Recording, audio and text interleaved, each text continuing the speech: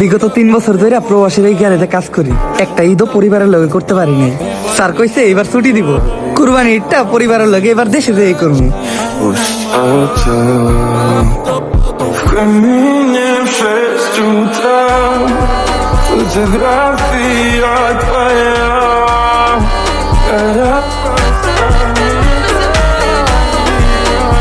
Hello আব্বা, আমি দেশে আইতাছি। এইবারই তুই দেশে আবি, বিমান ভাড়ায় কত টিয়া খরচ হইব? ভাবছিলাম এবার একটু বেশি করে টিয়া পাঠাবি, বড় দেখে একটা গরু কুরবানি দিব। ওইটা মনে হয় আর হইলো না। আরে না আব্বা, আমি তো এমনি কইতাছি, ছুটি পাই নাই।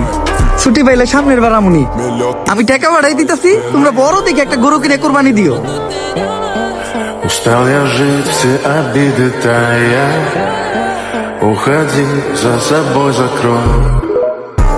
Сколько бы я не просил, но ты же знала. ভাই দেশে যাইতাছি, পরিবারের লগে ঈদ করুম, দোয়া কইরেন। সাবধানে যাইস। ভাই আপনি যাবেন না? Мой милый колосок. Я пёр.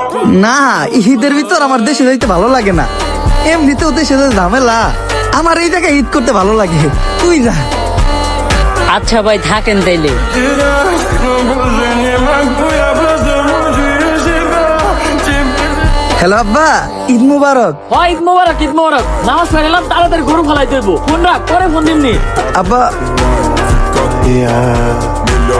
Горят воспоминания о тебе. হ্যালো মা। হ্যাঁ বাবা, তুই কি করস? এই তো মা, আমি খাইতাছিলাম। তোমরা কি করো? আমরা তো সবাই কুরবানির গরুর গোশত দিয়ে ভাত খাইতাছি। তুই কি খাইতাছস? আমিও মা ভাতই খাইতাছিলাম, গরুর মাংস দিয়া।